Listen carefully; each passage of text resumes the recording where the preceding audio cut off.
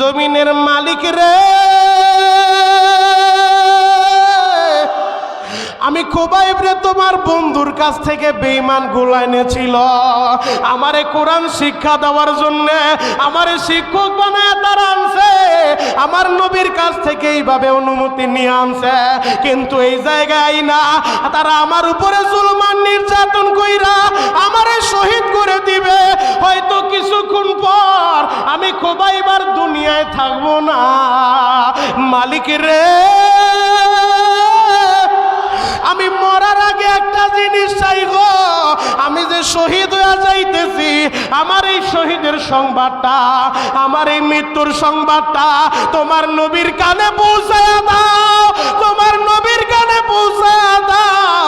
আর আমি আমার শেষ সালামটা আমার নবীর একটা সালাম দিব, আমার এই সালামের আওয়াজটা তোমার বন্ধুর কানে পৌঁছায়া দাও গো। তোমার বন্ধু যেন আমার সালামটা শুই না, আমার সালামের জবাব নেয়, এই জবাবটাও আমার কানে শোনা দাও, আমার কানে শোনা দাও। যুবক রে,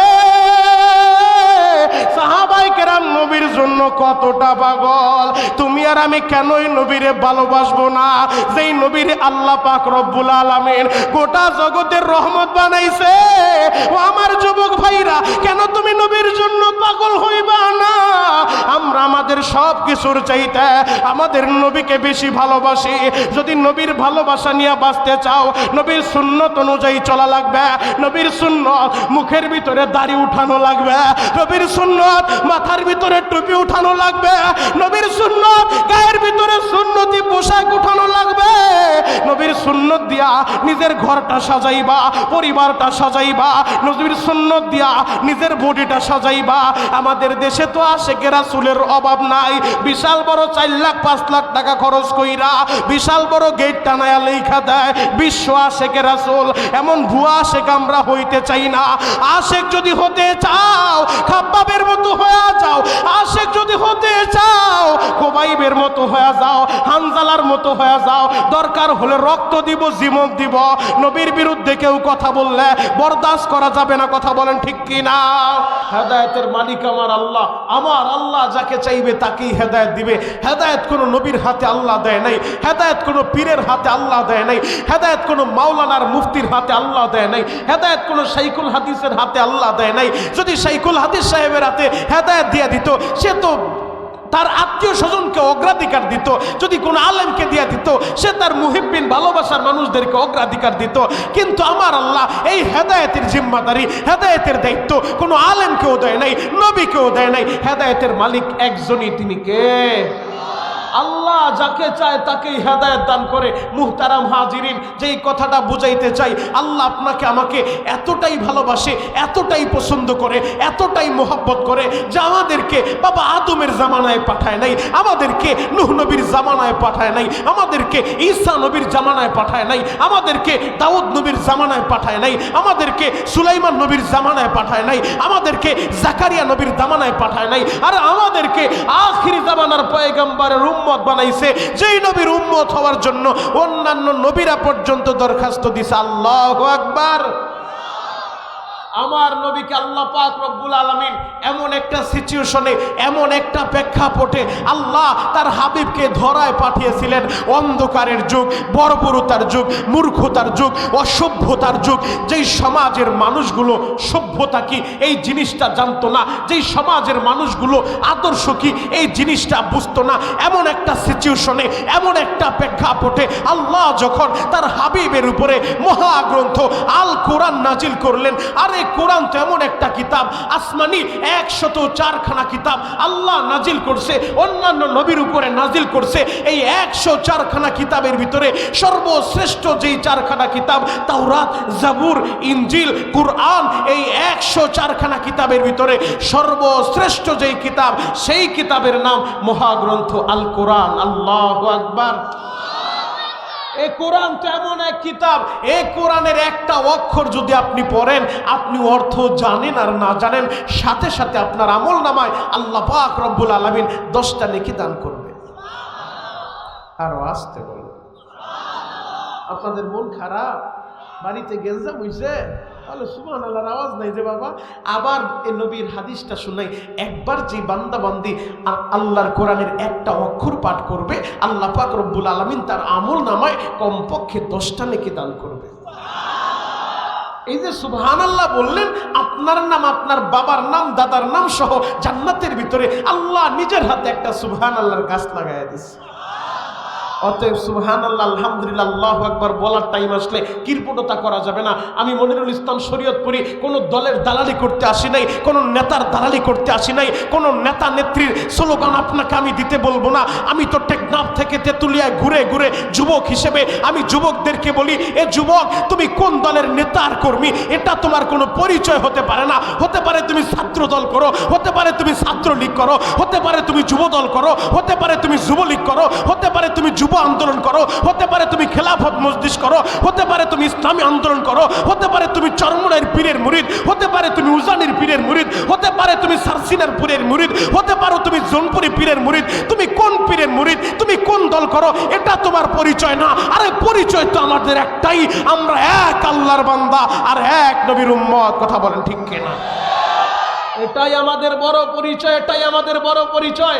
অতএব 3.5 হাত বডির ভিতরে যে আল্লাহ প্রাণ পাখি দিয়েছেন, যে আল্লাহর নামে আমার বডির ভিতরে রক্ত চলাচল করে, যে আল্লাহর নামে আমি আর আপনি কথা বলি, যে আল্লাহ আপনাকে আমাকে বাক শক্তি দান করেছেন, অতএব আমার এই কণ্ঠে যদি কোনো আওয়াজ ওঠে, কোনো তন্ত্রমন্ত্রের আওয়াজ নয়, মুসলমান হিসেবে, আল্লাহর বান্দা হিসেবে, নবীর উম্মত হিসেবে আমাদের এই কণ্ঠে তো আল্লাহু আকবারের ধ্বনি উঠবে, আল্লাহু আকবারের ধ্বনি উঠবে।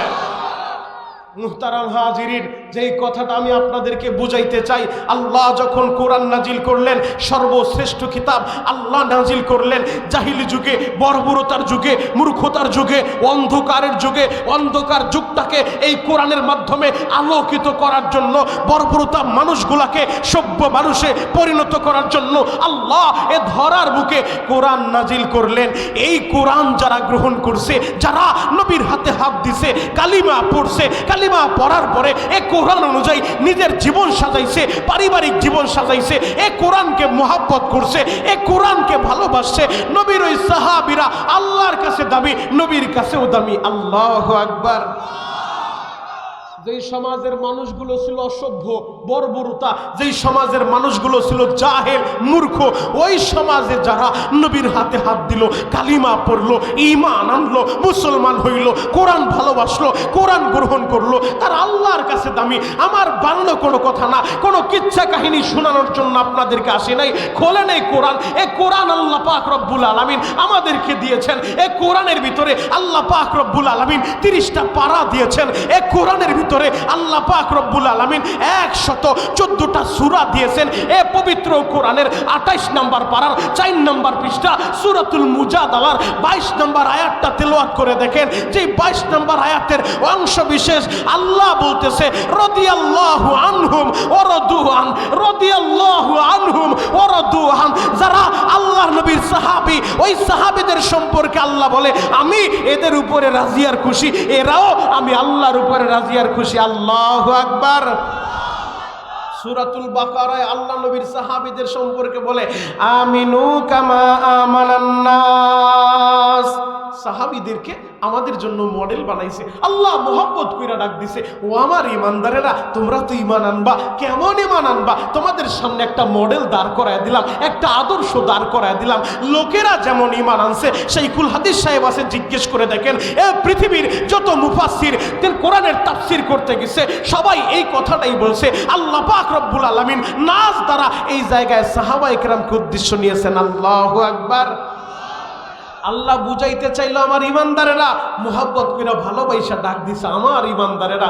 এ কোরআন যখন নাজিল হয়েছে, কোরআন নাজিল হওয়ার পরে 13টা বছর নবী আমার মক্কায় ছিলেন, এরপরে 10টা বছর নবী আমার মদিনায় ছিলেন। আল্লাহ নবীর 63 বছর জিন্দেগি 3টা অধ্যায় বিভক্ত আপনি করতে পারেন। নবুয়ত পাওয়ার আগের 40 বছর, আর নবুয়ত পাওয়ার পরে যেই 23 বছর, 13 বছর মাক্কি জিন্দেগি, আর 10 বছর মাদানী জিন্দেগি। এই মাক্কি জিন্দেগিতে মক্কার 13 বছর যে ছিলেন নবুয়ত পাওয়ার পরে, এই মক্কায় থাকা অবস্থায় যত বিধিবিধান আল্লাহ নাজিল করছে, যত সূরা আল্লাহ নাজিল করছে, এই সূরাগুলোকে মাক্কি বলা হয়। এই আয়াত আয়াতগুলাকে মাক্কি আয়াত বলা হয়। আর মদিনায় যাওয়ার পরে ওই 10 বছরে যত সূরা নাজিল হয়েছে, যত বিধিবিধান নাজিল হয়েছে, যত আয়াত নাজিল হয়েছে, ওই সূরাগুলোকে মাদানী সূরা বলা হয়। আল্লাহু আকবার।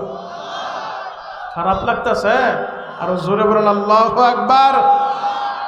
তো মক্কায় সাধারণত কোনো আয়াত আল্লাহ নাজিল করলে, জাতিকে উদ্দেশ্য করে কোনো কথা বললে আল্লাহ স্বাভাবিক বলতেন ইয়া আইয়ুহান নাস, হে লোকেরা, হে লোক সকল। ইয়া আইয়ুহান নাস, এই নাসের ভিতরে আবু বকরও আছে, ওমরও আছে, আবু জাহেলও আছে, উতবাও আছে, সাইবাও আছে। আর যখন মদিনায় গেলেন, মদিনায় যাওয়ার পরে আল্লাহ মুহাব্বত কইরা, আল্লাহ ভালোবাসা ইমানদারদের সম্পর্কে, মুসলমানের সম্পর্কে যদি কোনো কথা বলতে চায়, যদি কোনো আয়াত নাজিল করতে চায়, যদি কোনো হুকুম দিতে চায়, আল্লাহ ভালোবাসা, ভালোবাসার ডাকটা দেয় ইয়া আইয়ুহাল্লাযীনা আমানু, ও আমার ইমানদারেরা। আল্লাহু আকবার। আল্লাহ যখন বলে ও আমার ইমানদারেরা, তখন আবু জেহেল গেট আউট হয়ে যায়, উতবা গেট আউট হয়ে যায়, ওরা ডিলেট হয়ে যায়। তখন আর আবু জেহেল থাকে না, উতবা এই বিধিবিধানের ভিতরে থাকে না। আল্লাহ মুহাব্বত কইরা, ভালোবাসা শুধুমাত্র স্পেশাল যখন ইমানদারদেরকে ডাক দিয়েছে। আর এই ডাকটা মুসা নবীর উম্মতকে আল্লাহ এত ভালোবাসা বলে নাই ইয়া আইয়ুহাল্লাযীনা আমানু, ঈসা নবীর উম্মতকে এত ভালোবাসা আল্লাহ ডাক দেয় নাই, দাউদ নবীর উম্মতদেরকে এত ভালোবাসা আল্লাহ ডাক দেয় নাই ইয়া আইয়ুহাল্লাযীনা আমানু। এই ভালোবাসার ডাকটা একমাত্র উম্মতে মুহাম্মাদীকে আল্লাহ ডাক দিয়েছে। আল্লাহু আকবার। উদাহরণ দিলে আপনাদের বুঝতে আরো সহজ হবে। আপনার ছেলের নাম আব্দুর রহমান, আপনার ছেলেকে যদি 10 বার ডাক দেন আব্দুর রহমান এদিকে আসো, 10টা ডাক দিলেন। আরেকটা নিসবতি নাম যেটা তার নাম না, আপনি ভালোবাসা ডাক দিলেন বাবা এদিকে আসো। আমি আপনাদের কাছে জানতে চাই, 10 বার বললেন আব্দুর রহমান এদিকে আসো, আর একবার নিসবতি সরাসরি নাম ধরে ডাক দিলেন না, নিসবতি একটা নাম ধরে ডাক দিলেন বাবা এদিকে আসো। এই 10 বার আব্দুর রহমান এক পাল্লায় রাখলে আর যে বলছেন বাবা এদিকে আসো, এই বাবা ডাকটার ওজন বাড়ি হয়ে যাবে। কথা বলেন ঠিক কিনা? আল্লাহ জানে তার হাবিবকে কিভাবে খুশি করতে হয়, কারণ আল্লাহ আমাদের নবীকে হাবিবুল্লাহ উপাধি দিয়েছে।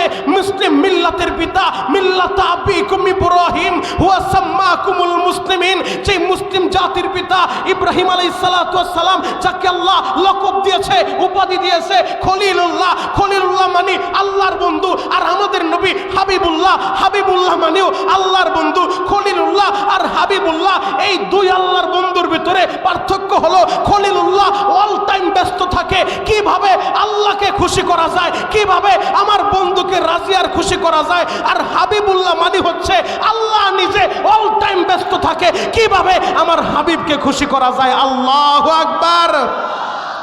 এজন্যই তো জাতির পিতা ইব্রাহিম একের পর এক শুধু পরীক্ষা দিছে, অল টাইম ব্যস্ত আমার আল্লাহরে খুশি করার লাইগা।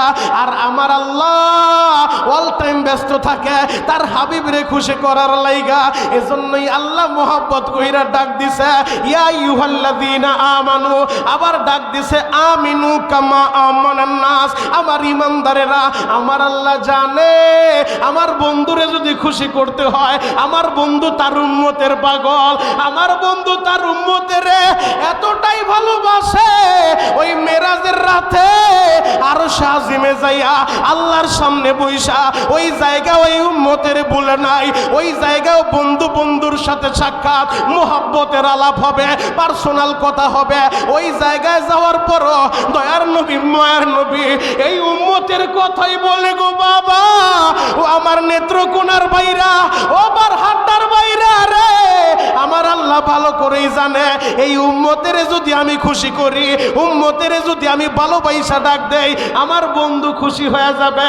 আল্লাহু আকবার। তো আমার নবী যে উম্মতের জন্য পাগল, তুমি আর আমি কি সেই নবীর জন্য পাগল হতে পারি কি পারি না? সেই নবীকে ভালোবাসার দরকার আছে না নাই?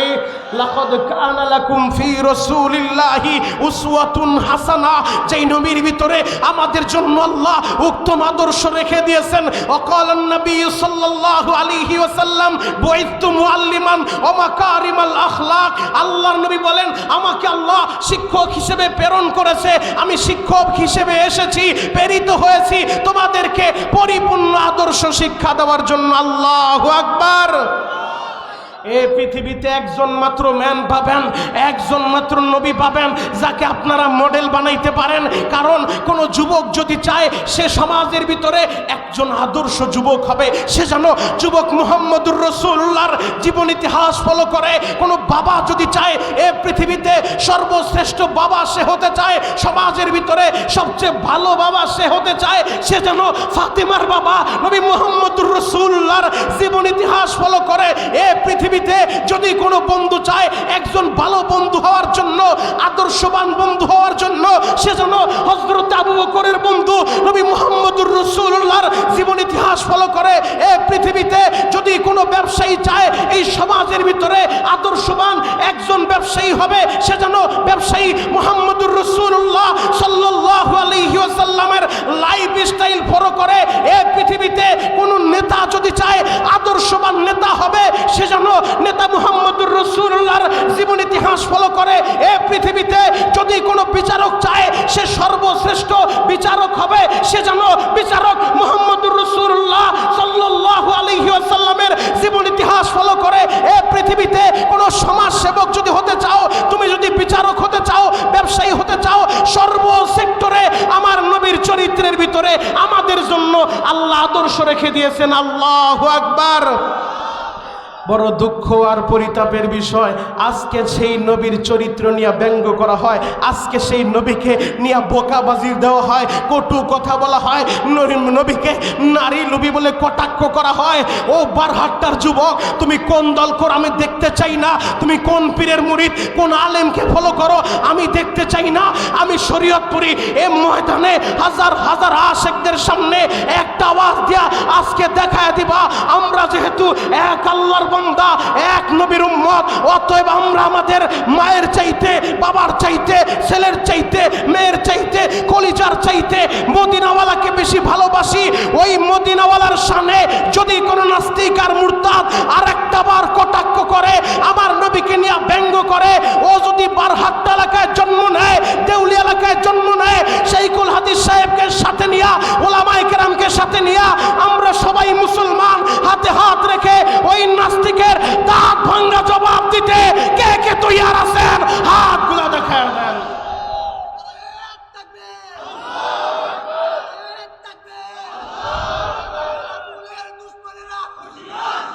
দাঁড়া ভাই দাঁড়া, তুই দাঁড়া, মাজারে টান করে দাঁড়া, এরপরে দে তাকবীর ইনশাআল্লাহ। দাঁড়া।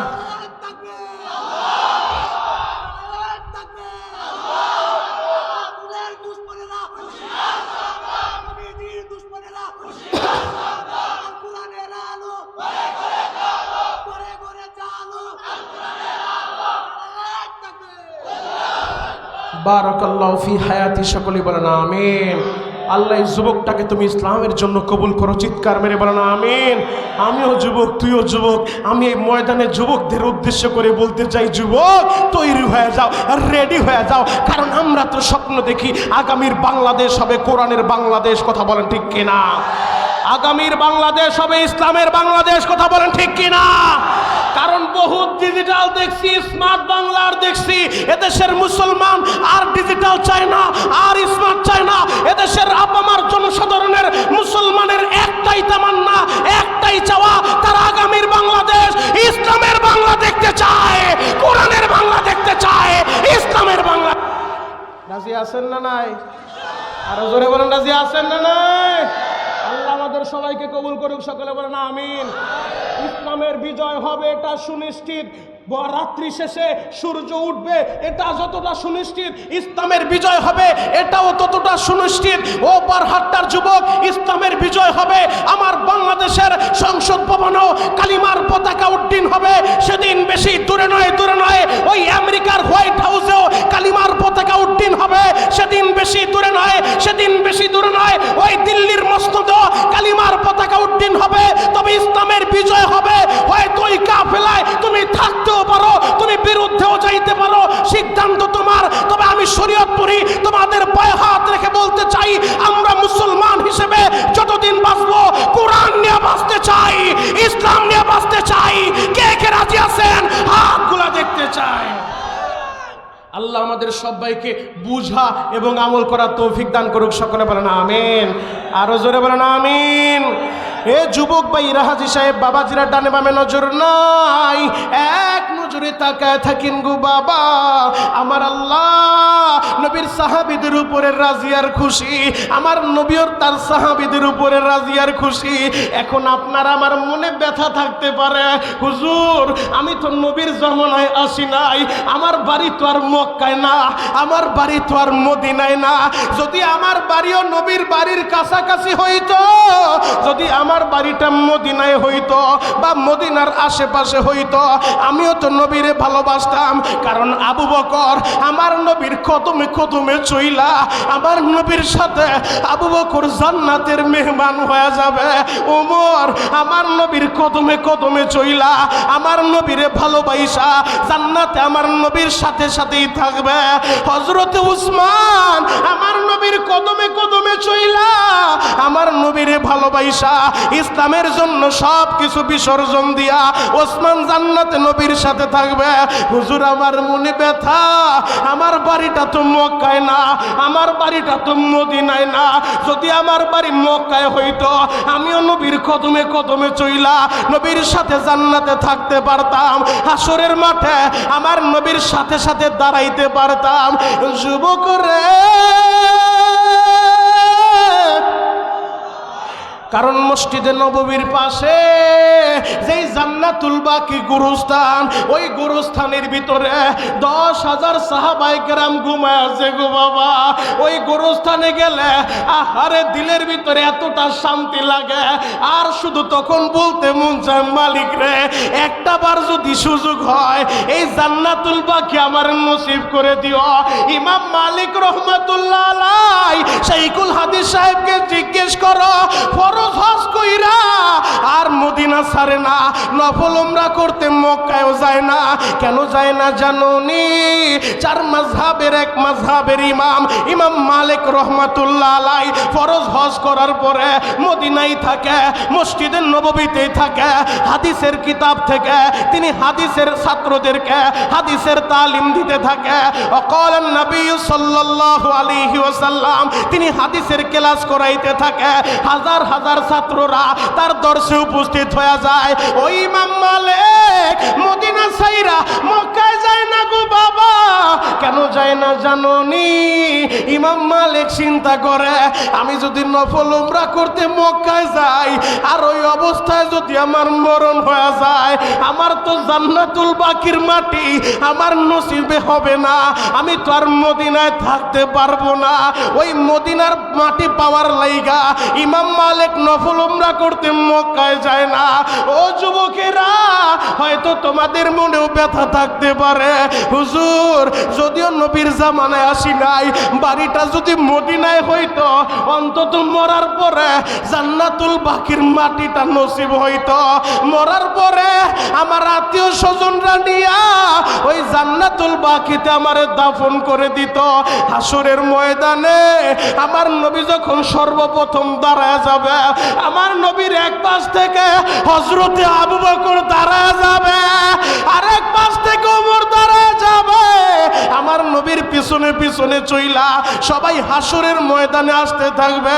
যদি আমার মাটিটা ওই জান্নাতুল বাকিতে হইতো, আমিও তো নবীর পিছনে পিছনে চইলা হাসরের ময়দানে আগে আগে চলে আসতে পারতাম। আমার বদনসিব বাড়ি আমার বাংলাদেশে, মক্কা মদিনা থেকে প্রায় 6,500 কিলোমিটার দূর। এই ব্যথা যেন আপনার দিলে না থাকে, এজন্য নবী হাদিস শুনে যায়, মান হাব্বা সুন্নতি ফাকাদ হাব্বানি ওয়া মান হাব্বানি কানা মাই ফিল জান্নাহ। ও আমার উম্মতিরা, যদি তোমরা আমার সুন্নতকে মুহাব্বত করো, আমার সুন্নতকে ভালোবাসো, সে যেন আমারই ভালোবাসলা, আর যে আমারে ভালোবাসবা জান্নাতে আমার সাথেই থাকবা। আর আসতে বলেন, নবীর সাথে জান্নাতে থাকার নিয়ত আছে না নাই? সবার নিয়ত আছে তো ইনশাআল্লাহ। আল্লাহ আমার সবাইকে আপনি কবুল করেন, সকলে বলেন আমিন, আরো জোরে বলেন আমিন। বাবাজি ওই মদিনায় গেলে মদিনার আবেগ, মদিনার ভালোবাসা আপনাদেরকে আমি বুঝাইতে পারবো না, তবে চোখের পানি দিয়া মুসাফির হালতে দোয়া করে গেলাম এই ময়দানে যারা আসছেন আল্লাহ যেন একবার হইল আপনাদেরকে হজ্জে বাইতুল্লাহ জিয়ারতে মদিনা নসিব করে। চিৎকার মেরে বলেন আমিন। এই যে গত মাসে শায়েখ ইলিয়াসুর রহমান জিয়াদি সাহেব হুজুর এবং আমি মনিরুল ইসলাম শরীয়তপুরি আপনাদের এলাকার সন্তান মোস্তফা কামাল নোমান সেও আমাদের সাথে উমরার সফরে ছিল। আহারে নবীর রোজার পাশে যখন আশিকেরা সালাম দিতে থাকে তখন নজর করলে দেখা যায় আহারে কত ধরনের মানুষ আল্লাহ বানাইছে। আমার চোখের সামনে দেখলাম আফ্রিকান একজন কালো আশেক, ও আমার নবীর রোজার সামনে দাঁড়া এক নজরে ভালোবাসার নজর দিয়া নবীর রোজার দিকে তাকায় আছে আর শুধু সালাম দিতেছে, ওজরে চোখের পানিগুলা ঝরতেছে। একটা পর্যায়ে ও রোজা থেকে জিয়ারত করে যখন বের হইছে ও আর নিজের কন্ট্রোল করে রাখতে পারে নাই, বেহুশ হয়ে জমিনের ভিতরে পড়ে গেছে। ও আমার যুবক ভাইরা, ও পর্দার মা বোনেরা, ও মুরব্বী বাবাজিরা, আপনার মনটাই কি চায় না একটা বার রোজার পাশে দাঁড়া আমার নবীর একটু সালাম দিবেন? আসসালাতু ওয়াসসালামু আলাইকা ইয়া রাসূলুল্লাহ। যদি আপনার মনটা চায় হয়তো বলতে পারেন শরীয়তপুরি ভাই আমি রিকশা চালাই, ভ্যান গাড়ি চালাই, মাঠে কামলা দেই, আমি গরিব মানুষ পরের ফ্যাক্টরিতে কামলা দেই, আমি কিভাবে নবীর রওজা দেখব? আমি কিভাবে মক্কায় যাব? আমি কিভাবে আরাফায় যাব? আমি কিভাবে মুজদালিফায় যাব? আমার নসিবে তো হবে না। আমি শরীয়তপুরি বলি যুবক রে, হজ করতে টাকা লাগে না, টাকা লাগে না, হজ করতে কপাল লাগে। কথা বলেন ঠিক কিনা? শাইখুল হাদিস সাহেবের কাছে মাঝে মধ্যে যাইবেন, পার্সোনাল জিজ্ঞেস করবেন, বহুত কারগুজারি আপনাদেরকে শোনায় দিবে যে টাকা নাই, সম্পদ নাই, কিন্তু আল্লাহ তারে মক্কা মদিনা নিছে। আমি শরীয়তপুরিতে দেখছি, আরে ঢাকার কেরানীগঞ্জে আমি যেই মসজিদে জুমা পড়াই, ওই কেরানীগঞ্জ সুবাড্ডা কেন্দ্রীয় মসজিদে, ওই সুবাড্ডার ভিতরে বহু টাকার মালিক, হাজার হাজার কোটি টাকার মালিক এক আল্লাহর বান্দা ছিল।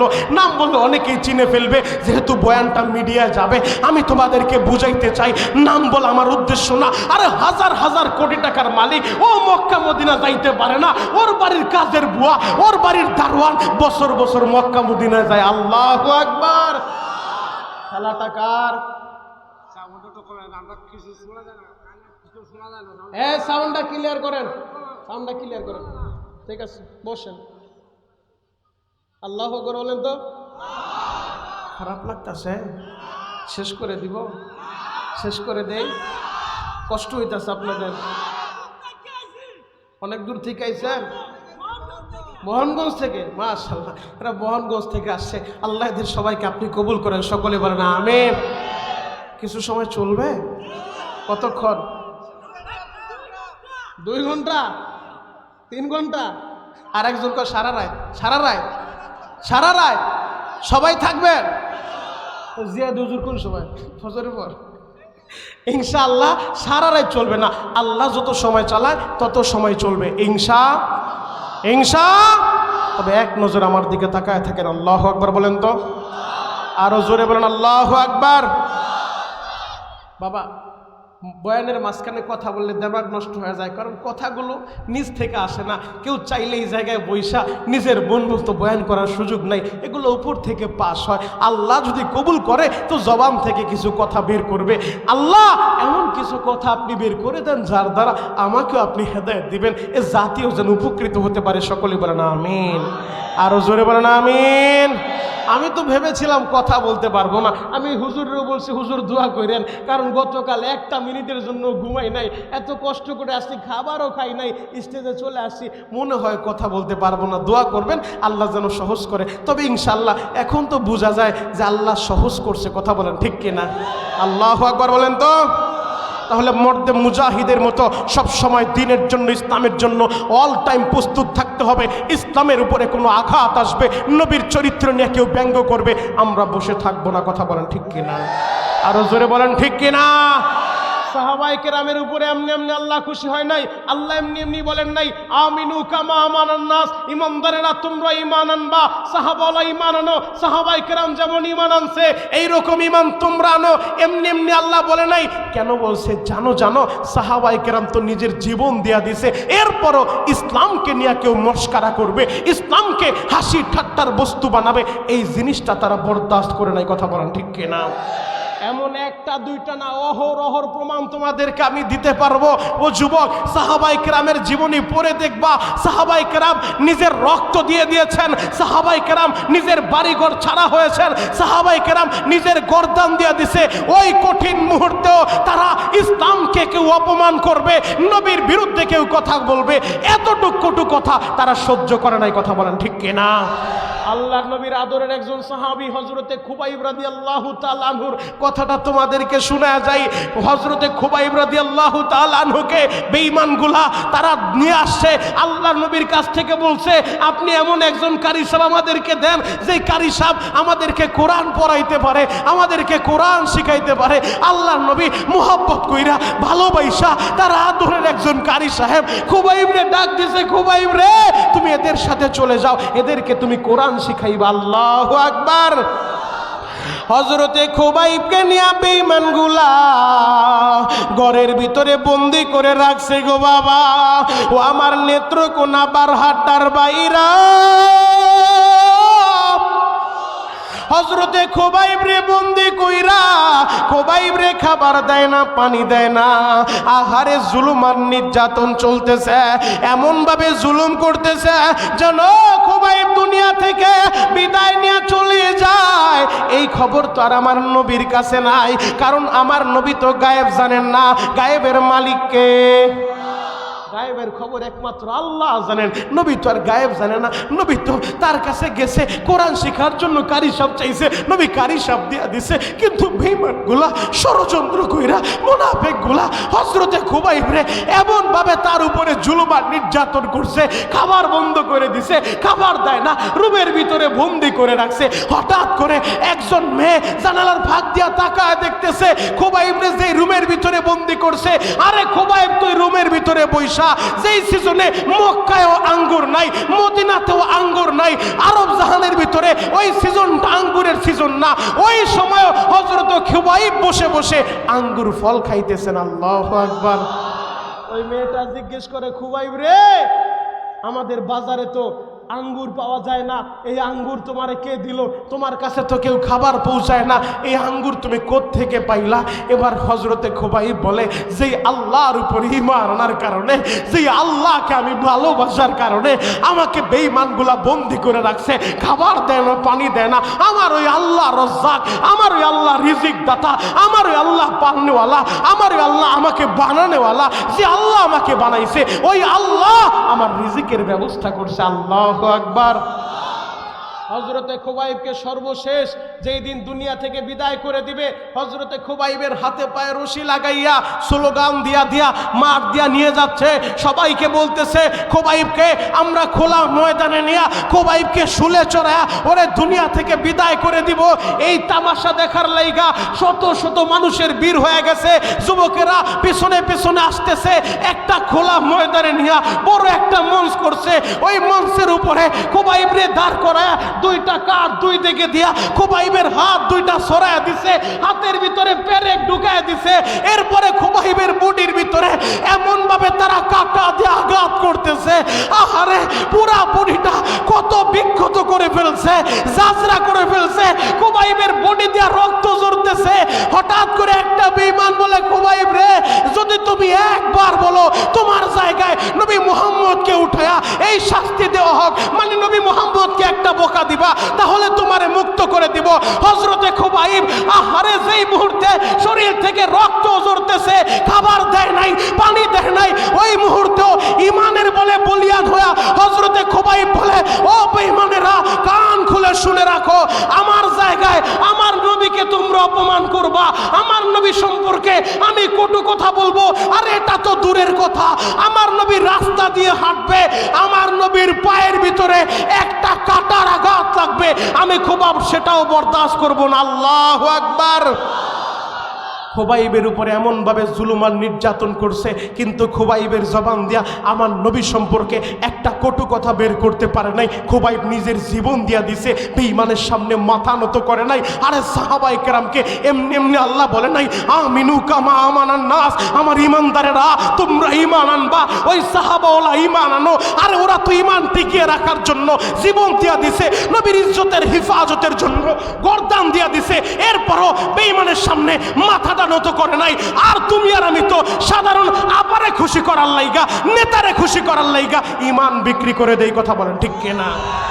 তুমি আর আমি নেতা নেত্রীরে খুশি করার লাইগা ঈমান বিক্রি করে দেই, আর সাহাবায়ে কেরাম ঈমান টিকিয়ে রাখার জন্য, সাহাবায়ে কেরাম নবীর ইজ্জতের হিফাজতের জন্য গর্দান দিছে, ইসলামের অপমান হতে দেয় নাই। কথা বলেন ঠিক কিনা? এমনি এমনি আল্লাহ তাদেরকে মডেল বানায় নাই। ও যুবক, খোবাইবকে যখন দুনিয়া থেকে বিদায় করে দিবে, শেষ মুহূর্তে খোবাইবকে জিজ্ঞেস করতেছে, খোবাইব রে, তোমার জীবনের শেষ আর কোনো ইচ্ছা তামান্না আছে? থাকলে বলতে পারো, আমাদের সাধ্যের ভিতরে হলে আমরা সেটা তোমাকে দেওয়ার চেষ্টা করব। কারণ জেলখানার ভিতরেও ফাঁসির আসামিকে যখন ফাঁসির কাস্টে ঝুলানো হয়, ফাঁসির আগে জিজ্ঞেস করে তোমার আর শেষ কোনো ইচ্ছা আসেনি, চাওয়া আসেনি? থাকলে বলতে পারো, আমাদের সাধ্যের ভিতর হলে তা পূরণ করব। খোবাইবকে যখন এই প্রস্তাব দিছে, খোবাইব বলে আমার জীবনের শেষ একটা ইচ্ছা আছে। বলে কি সেই ইচ্ছা? এখন কাঁদতে বলছি। যুবক, বসে বসে কাঁদবা। আশিক রাসূল কয়জন আছো? দেখা যাবে খোবাইবের মতো আমার নবীর মোহাব্বত কয়জনের দিলের ভিতরে আছে। এখন বসে বসে কাঁদবা। যুবক রে, গুনাহ করতে সময় লাগছে 20 বছর, 30 বছর, 50 বছর, আমার আল্লাহর মাফ করতে কিন্তু সময় লাগবে না। আল্লাহু আকবার। হযরতে খোবাইব বলে আমার জীবনের শেষ একটা চাওয়া আছে, যদি তোমরা আমারে তা দাও গো, তাহলে আমি তোমাদের কাছে চাইতে পারি। বলে খোবাইব, তোমার জীবনের শেষ ইচ্ছাটা কি? হযরতে খোবাইব বলে আমার জীবনের শেষ ইচ্ছা, আমার জীবনের শেষ চাওয়া হলো আমি মরার আগে আমি 2 রাকাত সালাত পড়তে চাই, আমি 2 রাকাত নামাজ আদায় করতে চাই। আমি আমার আল্লাহর কুদরতি কদমে আমার এই কপালটা লাগাইতে চাই, এই কপালটা লাগাইতে চাই। তোমরা আমার সুযোগ দিবানি? এবার বেঈমানগুলা বলল ঠিক আছে, যাও তুমি নামাজ আদায় করো। হযরতে খোবাইব নামাজের ভিতরে যখন দাঁড়ায় গেছে, বাবা আহারে নামাজের মুসাল্লায় দাঁড়াইয়া খোবাইব যখন নামাজ আদায় করতেছে, হযরতে খোবাইব যেই খোবাইবের জীবনের ভিতরে আসে, খোবাইব নামাজের ভিতরে লম্বা কেরাত পড়তো, লম্বা রুকু করতো, লম্বা সেজদা দিত। কিন্তু হযরতে খোবাইব একেবারে সার সংক্ষেপ অল্প সময়ে 2 রাকাত নামাজ আদায় করলো। 2 রাকাত নামাজ যখন অল্প সময়ে পড়ছে, একটা বেঈমান প্রশ্ন করে বসলো, খোবাইব রে, আমি তো জানি তুমি নামাজ অনেক লম্বা কেরাত দিয়া পড়ো, লম্বা রুকু করো, লম্বা সিজদা করো, তাহলে আজকে কেন এত সংক্ষেপে তুমি নামাজটা শেষ করলা? খোবাইব কি বলে শুনো, ও নেত্রকোনার যুবকেরা, ও আমার বারহাটার যুবক ভাইরা রে। খোবাইব বলে আজকে যখন আমি নামাজে দাঁড়াইছি, আমি তো বুঝতে পারতেছি এটাই আমার জীবনের শেষ নামাজ। এই নামাজটার ভিতরে আমি এত শান্তি পাইতেছিলাম, এত স্বাদ লাগতেছিল, আমার মনটাই চায় নাই আমি নামাজটা শেষ করি। কিন্তু তাড়াতাড়ি কেন শেষ করছি জানোনি? বলে কেন তাড়াতাড়ি শেষ করলা? বলে আমি যদি লম্বা নামাজ পড়ি, হয়তো তোমরা ইসলাম নিয়ে হাসি ঠাট্টা করবা, তোমরা বলবা মুসলমানেরা মরণ রে ভয় পাইছে, ও তো জানে কিছুক্ষণ পর খোবাইব রে শহীদ করে দিব, এই জন্য মরণ রে ভয় পাইয়া খোবাইব নামাজে দাঁড়াইছে, আর নামাজ শেষ করে না, সিজদায় লুটায় পড়ছে, আর সিজদা থেকে মাথাটা উঠায় না। এই জন্য আমি তাড়াতাড়ি নামাজটা শেষ করলাম। ও নেত্রকোনার ভাইরা, একটা বার শুধু চিন্তা করে দেখো, শহীদ হয়ে যাবে, এরপরও ইসলাম নিয়ে কেউ হাসি ঠাট্টা করবে, এতটুকু বিষয় বরদাস্ত করে নাই, এতটুকু বিষয় তারা সহ্য করতে পারে না। আর তুমি আর আমি কেমন মুসলমান, ইসলাম নিয়ে কটাক্ষ করে, আমার নবীর নিয়ে নাস্তিকগুলা কটাক্ষ করে, প্রতিবাদ তো করি না, বরং খতিব সাহেব জুমার মিম্বারে বৈশা নাস্তিকের বিরুদ্ধে কথা বললে ওই খতিবের কিভাবে এলাকা থেকে বিদায় করা যায় এই ষড়যন্ত্র করে। আরো আসতে বলেন। এজন্যই তো ওলামায়ে কেরাম কারাগারের ভিতরে যায়, আয়না ঘরে যায়। কেন যায়? কেন যায়? বলে এরা তো ইসলামের অপমান সইতে পারে না, এরা তো নবীর অপমান সইতে পারে না। এই যে সাইকুল হাদিস বসে আছে, আজকে যদি তুমি তাকে 5টা বকাও দাও, আমি বিশ্বাস করি সে প্রতিবাদ করবে না। তার মা বাবাকে নিয়ে কটু কথা বলো, আমি বিশ্বাস করি হয়তো সে প্রতিবাদ করবে না। ওলামায়ে কেরাম নিজের বিরুদ্ধে কথা বললে প্রতিবাদ করে না, মায়ের বিরুদ্ধে কথা বললো মাঠে ময়দানে নেমে আসে না। কিন্তু যখন আলেমরা দেখে আমার নবীর শানে কোন নাস্তিক কথা বলে, ও যেই দলের নেতা হোক, কারণ নাস্তিকদের কোনো ধর্ম পরিচয় থাকতে পারে না, নাস্তিকদের কোনো রাজনৈতিক পরিচয় থাকতে পারে না, ওদের পরিচয় তো একটাই, ওরা মানবতার দুশমন, ওরা আল্লাহর দুশমন, নবীর দুশমন, 200 কোটি মুসলমানের জানের দুশমন। কথা বলেন ঠিক কিনা? ওলামায়ে কেরাম নিজের বিরুদ্ধে কথা বললে মাঠে ময়দানে জাপায়া পড়ে না, কিন্তু নবীর বিরুদ্ধে কেউ কথা বললে বৃদ্ধ বয়স খানকার ভিতরে বসে থাকে নাই। শাইখুল ইসলাম আল্লামা আহমদ শফি রহমাতুল্লাহ আলাই 103 বছর বয়সের সময়ও হুইল চেয়ারে বসে রাজপথে নেমে এসেছিলেন। আল্লামা জুনাইদ বাবুনগরী রহমাতুল্লাহ আলাই তারা রাজপথে নেমে এসেছিলেন। শাইখুল হাদিস সাহেব তারা রাজপথে নেমে আসে, কেন আসে জানোনি? কারণ ওলামায়ে কেরাম নিজের চাইতে, মায়ের চাইতে, বাবার চাইতে, ছেলের চাইতে, মেয়ের চাইতে, কলিজার চাইতে নবীকে বেশি ভালোবাসে। কথা বলেন ঠিক কিনা?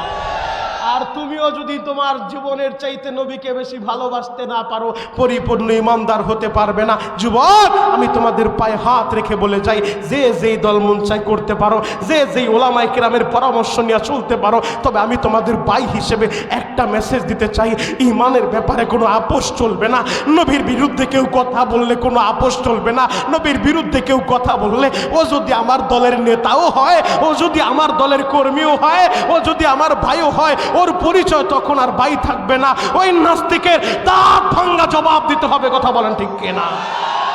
হযরতে খুবাইব বললেন, ইসলাম নিয়ে কটু কথা বলবা আমি সইতে পারবো না, এজন্য নামাজটা তাড়াতাড়ি শেষ করছি। নামাজটা শেষ কইরা হযরতে খুবাইব আসমানের দিকে 2টা হাত উঠায়া চোখের পানিটা ছেড়ে দিছে। জমিনের মালিক রে,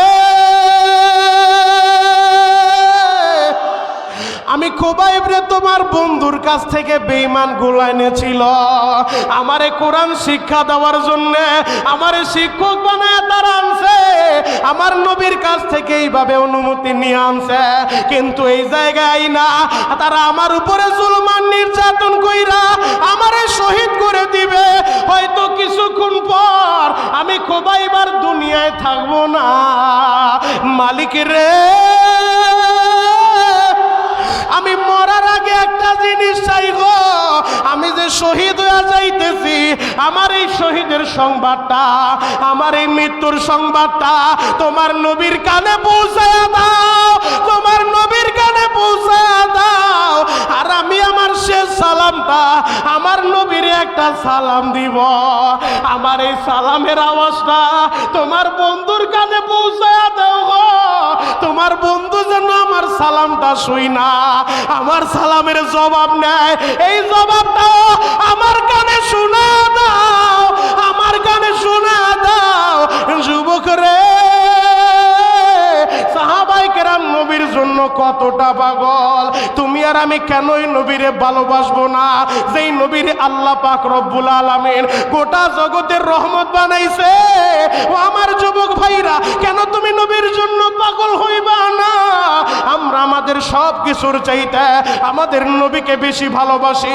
যদি নবীর ভালোবাসা নিয়ে বাঁচতে চাও, নবীর সুন্নত অনুযায়ী চলা লাগবে। নবীর সুন্নত মুখের ভিতরে দাড়ি উঠানো লাগবে, নবীর সুন্নত মাথার ভিতরে টুপি উঠানো লাগবে, নবীর সুন্নত গায়ের ভিতরে সুন্নতি পোশাক উঠানো লাগবে, নবীর সুন্নত দিয়া নিজের ঘরটা সাজাইবা, পরিবারটা সাজাইবা, নবীর সুন্নত দিয়া নিজের বডিটা সাজাইবা। আমাদের দেশে তো আশেকে রাসূলের অভাব নাই। বিশাল বড় 4 লাখ 5 লাখ টাকা খরচ কইরা বিশাল বড় গেট টানায়া লেখা দেয় বিশ্ব আশেকে রাসূল। এমন ভুয়া আশেক আমরা হইতে চাই না। আশেক যদি হতে চাও খাব্বাবের মতো হয়ে যাও, আশেক যদি হতে চাও খোবাইবের মতো হয়ে যাও, হানজালার মতো হয়ে যাও। দরকার হলে রক্ত দিব, জীবন দিব। নবীর বিরুদ্ধে কেউ কথা বললে বরদাস্ত করা যাবে না। কথা বলেন ঠিক কি না? আমার নবীর আশেক যদি হতে চাও, নবী তার মা বাবার কথা বলতেন, হুমা জান্নাতুকা ওয়া নারুকা। ও আমার সাহাবীরা, ও আমার উম্মতেরা, তোমার মা বাবা তোমার জান্নাত, তোমার মা বাবা তোমার জাহান্নাম। অতএব যুবক, আমি তোমাদের পায়ে হাত রেখে বলে যাই, মা বাবার কথা মানা লাগবে, মা বাবার খেদমত কইরা জান্নাত কামানো লাগবে। কথা বলেন ঠিক কিনা? মায়ের পাগল বক্তা শায়েখ ইলিয়াসুর রহমান জিহাদি মা বাবার বয়ান করবে। আমি শুধু তোমাদের কাছে একটা মেসেজ দিতে চাই, যুবক রে, তোমার মায়ের দোয়া তোমার সাথে থাকলে এই পৃথিবীর কোথাও তুমি ঠেকবা না। তোমার বাবার দোয়া তোমার সাথে থাকলে এই পৃথিবীর কোথাও তুমি ঠেকবা না। এই জায়গায় যে সমস্ত যুবকেরা বসে আছো, হয়তো এমন অনেক যুবক আছো, এখন তোমার টাকা আছে, এখন তুমি চাইলে পেটিকে পেটি আপেল আর কমলা কিনে মসজিদ মাদ্রাসায়, এতিমখানা মাদ্রাসায় দান করতে পারো। এই যে তোমাদের মাদ্রাসাটা, এই জায়গায় যে মাদ্রাসা আছে, এই মাদ্রাসা আইসা দেখবা অনেক এমন এতিম ছেলে আছে, মা নাই বাবা নাই। হুজুরের মাদ্রাসায় দেয়া দেখবা এমন অনেক এতিম ছেলে আছে, মা নাই বাবা নাই। রাত 3টার সময় ওইটা তাহাজ্জুদের নামাজ পড়া হাত দুইটা উঠে কান্না করতে থাকে। জিহাদি হুজুরের মাদ্রাসায় যায় দেখো এমন বহুত এতিম ছেলে আছে। আমি শরীয়তপুরের মাদ্রাসায় যায় দেখো এমন বহুত এতিম ছেলে আছে, মাদ্রাসা বন্ধ হইলে ওরা বাড়িতে যায় না, বাড়িতে যায় না, মাদ্রাসায় পড়ে থাকে। কেন পড়ে থাকে জানুনি? জ্বলন্ত একটা প্রমাণ তোমাদেরকে দেয়া যায়। আমার মাদ্রাসা বন্ধের পরে আমি দেখলাম একটা ছেলে মাদ্রাসার অফিসের ভিতরে। আমি মাদ্রাসা বন্ধের 3 দিন পরে মাদ্রাসায় গেলাম। আমি যাই দেখি ছেলেটা মাদ্রাসায় অফিসে ডাইকা আনছি। বাবারে, সবাই বাড়ি চলে গেল, তুমি কেন যাও নাই? ছোট্ট ছেলেটা কি বলে শুনো শুনো। ছোট্ট ছেলেটা বলে, হুজুর আপনি কি জানেন না আমার মা এই দুনিয়ায় বাইচা নাই? আমি বললাম তোমার বাবা আছে না? বলে হুজুর আমার মা মারা যাওয়ার পরে আমার বাবা আর একটা বিয়ে করছে। হুজুর বন্ধের সময় মাদ্রাসায় থাকলে যদি আপনাদের কষ্ট হয়, আমারে দরকার হইলে খাবার দিয়েন না, আমারে সিঁড়ির পাশে একটু থাকতে জায়গা দেন, আমি না খায়া দরকার হলে থাকবো, এরপর সৎমার কাছে আমারে পাঠায়েন না। যুবক রে, কারণ যার মায়ের দুনিয়ায় নাই সে জানে মা হারানোর কি ব্যথা। ওই ছেলেটা বলে, হুজুর আমার সৎমার কাছে পাঠায়েন না, আমার সৎমা আমারে ভালোবাসে না, আমারে আদর করে না, আমি মাদ্রাসাতেই পড়ে থাকবো। এরে যুবক, আমি তোমাদেরকে যেই জিনিসটা বুঝাইতে চাই, এই জায়গা অনেক যুবক আছো যাদের হয়তো এখন এবিলিটি আছে, অনেক টাকা তোমার আছে, আল্লাহ তোমার টাকার মালিক বানাইছে, কিন্তু মা দুঃখিনী বাইচা নাই, বাবা দুঃখমিয়া বাইচা নাই। এক সময় তোমার টাকা ছিল না, তখন বাবা দুনিয়ায় ছিল, মা দুনিয়ায় ছিল।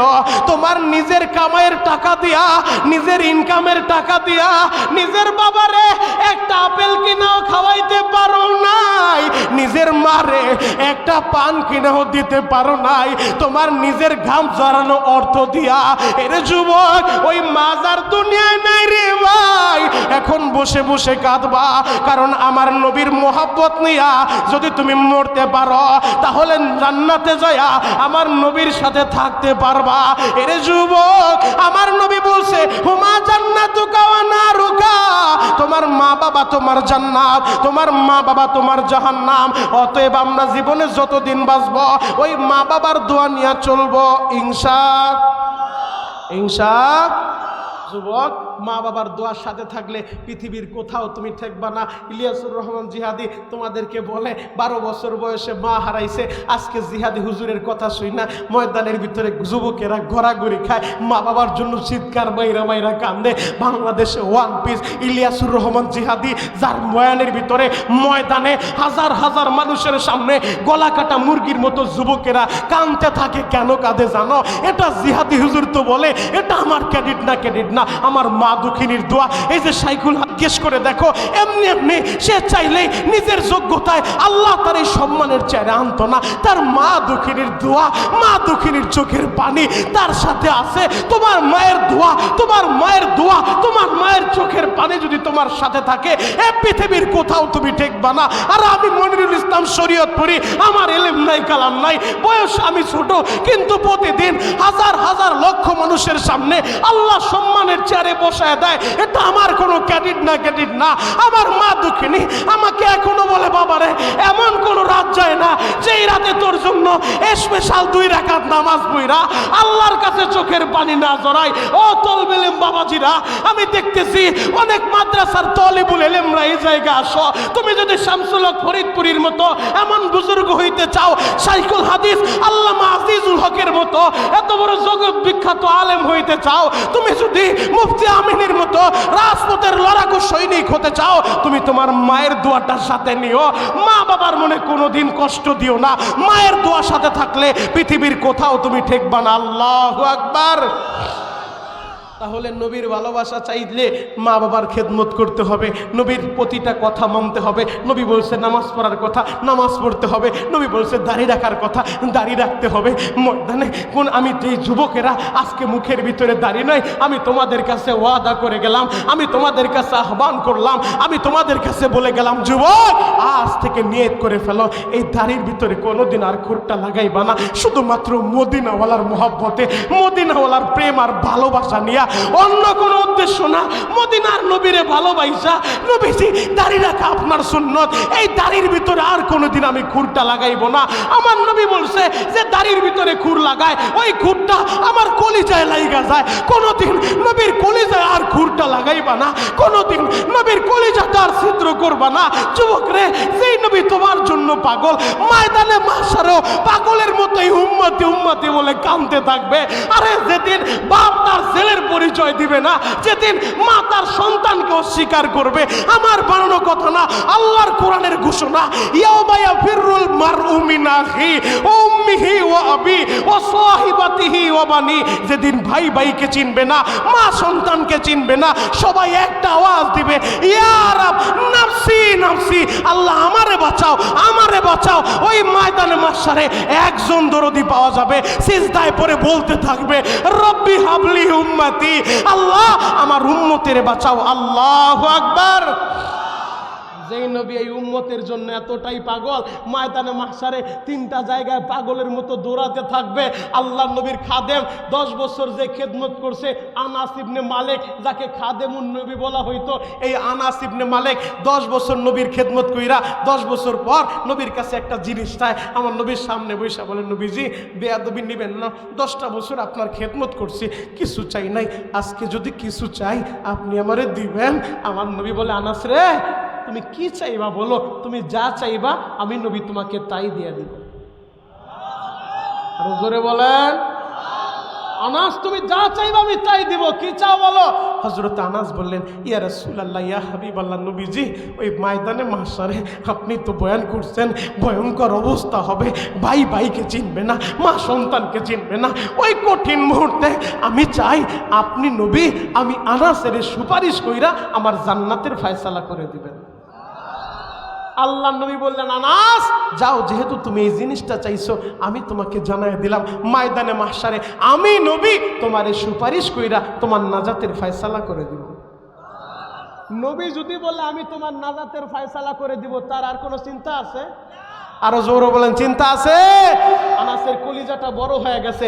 আমার নবী বলছে ময়দানে মাহশারে আমার সুপারিশ কইরা না জান্নাতের ফয়সালা করে দিবে, নাজাতের ফয়সালা করে দিবে। হযরত আনাস বললেন, ইয়া রাসূলুল্লাহ, ইয়া হাবিবাল্লাহ, নবীজি বেয়াদবি নিয়েন না, যেহেতু আপনি বলছেন সুপারিশ করবেন, বেয়াদবি নিয়েন না গো নবী, আমি আপনার একটা প্রশ্ন করতে চাই। নবী বললেন, কি বলবা বলো। হযরত আনাস বললেন, নবীজি ওই ময়দানে মাহশারে কোটি কোটি মানুষের ভিড়ে আমি আপনারে কোন জায়গায় খোঁজ করব? যদি একটা জায়গার কথা বলে দিতেন আমি আনাস সোজা ওই জায়গায় চলে যাইতাম আপনারে খোঁজার লাইগা। আল্লাহু আকবার। আমার নবী বললেন, আনাস যাও, আমি তোমার সেই জায়গার কথাটাও বলে দিলাম। নারে তাকবীর, নারে তাকবীর, জিয়াদি হুজুরের আগমন, শুভেচ্ছার স্বাগতম, জিয়াদি সাহেবের আগমন, নারায়ে তাকবীর, নারায়ে তাকবীর। সকলেই বলেন মারহাবা, আরো জোরে বলেন মারহাবা। মায়ের পাগল বক্তা শায়েখ ইলিয়াসুর রহমান জিহাদি হাফিজাহুল্লাহ মঞ্চে চলে আসছেন। হযরত দিল খুলে আপনাদের জন্য আলোচনা শোনাবেন, নসিহত শোনাবেন। যে যে অবস্থা আছেন ওই অবস্থায় বসে বলেন, হযরত দিল থেকে আপনাদের জন্য আলোচনা করে শোনাবেন ইনশাআল্লাহ। আমিও হযরতের জন্য দোয়া করি, আপনারাও দোয়া করবেন আল্লাহ যেন হযরতের হায়াতের ভিতরে বরকত দান করে। চিৎকার মেরে বলেন আমিন, আরো জোরে বলেন আমিন। এবং হযরতের দ্বীনি খেদমতগুলো আল্লাহ যেন কবুল করে, তার মসজিদ, তার মাদ্রাসা আল্লাহ যেন কবুল করে। তিনি তার মাকে ভালোবাসা, মায়ের কথা স্মরণ কইরা মায়ের জন্য মসজিদ করছে, মায়ের জন্য মাদ্রাসা করছে। আপনারা সবাই দোয়া করবেন আল্লাহ যেন হযরতের মসজিদ মাদ্রাসাগুলা কবুল করে। চিৎকার মেরে বলেন আমিন।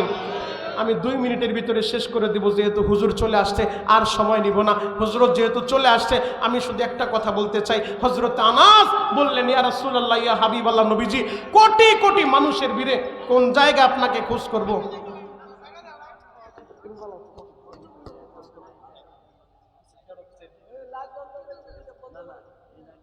বললেন কোটি কোটি মানুষের ভিড়ে আমি আপনাকে কোন জায়গায় খোঁজ করব? নির্দিষ্ট জায়গার কথাটা বলে দেন। আমার নবী বলেন, আনাস রে, সর্বপ্রথম তুমি মিজানের পাল্লার কাছে চলে যাইবা। আল্লাহু আকবার। 2টা হাত উঠে একটা জোরে তাকবীর দেন তো, আরো জোরে তাকবীর দেন। আল্লাহু আকবার, লিল্লাহি তাকবীর, লিল্লাহি তাকবীর। আল কোরআনের আলো, আল হাদিসের আলো, দুনিয়ার মুসলিম, নারায়ে তাকবীর। সকলেই বলেন মারহাবা। যেহেতু হুজুর চলে আসছেন, আর আলোচনা চলবে না ইনশাআল্লাহ, এই জায়গায় শেষ। আগামীতে ইনশাআল্লাহ আগামী 11ই ডিসেম্বর আবার হুজুর আপনাদের এই নেত্রকোনা আসবেন।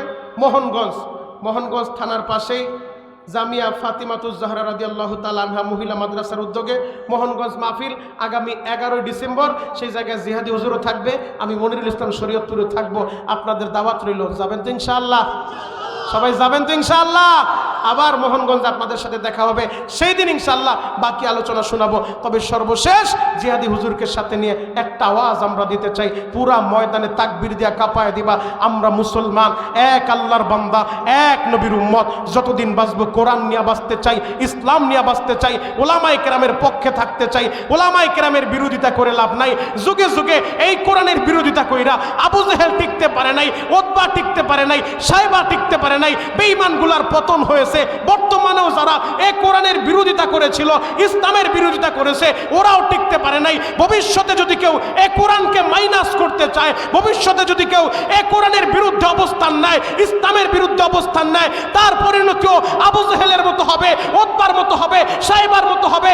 সর্বশেষ যে যেই দল করি না কেন, যে যেই পীরের মুরিদ হই না কেন, মুসলমান হিসেবে ঐক্যবদ্ধভাবে একটা আওয়াজ দিতে চাই, আমরা মুসলমান, আল্লাহকে ভালোবাসি, নবীকে ভালোবাসি, আমাদের কলিজার চাইতেও বেশি। যেই নবীকে কলিজার চাইতে আমরা বেশি ভালোবাসি, ওই নবীর বিরুদ্ধে আরেকটা বার যদি কোন নাস্তিক আর মুরতাদ কথা বলে, আমার নবীকে নিয়ে ব্যঙ্গ করে, ও যদি নেত্রকোনা এলাকায় জন্ম নেয়, বারহাট্টা জন্ম নেয়, ওরে হাতের নাগালে পাইলে ওর দাঁত ভাঙ্গা জবাব দিতে তোমরা কারা কারা তৈরি আছো? হাতগুলা দেখায় দাও। আরাম। সর্বশেষ তাকবীর। যুবক, সর্বশেষ ওলামায়ে কেরাম সহ এবার একটা তাকবীর হবে, কাদিয়ানি কাদিয়ানি, কাফের কাফের। কারণ এটা আমাদের ঈমান, আমাদের নবী শেষ নবী, আমাদের নবীর পরে আর কোনো নবী নাই। কথা বলেন ঠিক কিনা? এটা আমাদের ঈমান, এটা আমাদের ঈমান। অতএব সারা বাংলাদেশের ওলামায়ে কেরাম আজকে খতমে নবুয়তের ইজ্জতের হিফাজতের জন্য এই কাদিয়ানীদেরকে রাষ্ট্রীয়ভাবে অমুসলিম ঘোষণা করার জন্য মাঠে ময়দানে ওলামায়ে কেরাম কথা বলতেছেন। জিহাদি হুজুর প্রতিদিন মাঠে ময়দানে কথা বলতেছেন। আল্লামা আব্দুল হামিদ পীর সাহেব মধুপুর, শাইখুল ইসলাম আল্লামা মাহমুদ শফি চলে গেছেন, জুনাইদ বামুনগরী চলে গেছেন, তারা দেখে যেতে পারেন নাই, কিন্তু পীর সাহেব মধুপুর সারা বাংলাদেশে উলামায়ে কেরামকে এক জায়গায় জমা করে তিনি আমাদের এই অন্তর্বর্তীকালীন সরকারের মাধ্যমে রাষ্ট্রীয়ভাবে কাদিয়ানীদেরকে অমুসলিম ঘোষণা করাইতে চান। এই প্রস্তাবে যদি আমরা রাজি থাকি, যদি আপনাদের এলাকার শাইখুল হাদিস, যদি আপনাদের মসজিদের ইমাম, যদি আপনাদের মাদ্রাসার মুহতামিম সাহেব, আপনার মসজিদের মুয়াজ্জিন সাহেব, আলেম সাহেব যদি আপনাদেরকে ডাক দেয় কাদিয়ানীদেরকে রাষ্ট্রীয়ভাবে অমুসলিম ঘোষণার জন্য একটা আন্দোলন করতে হবে, রাজপথে নামতে হবে, নবীর ইজ্জতের হিফাজতের জন্য, খতমে নবুয়তের এই ইজ্জতের হিফাজতের জন্য তোমরা কারা কারা রক্ত দিতে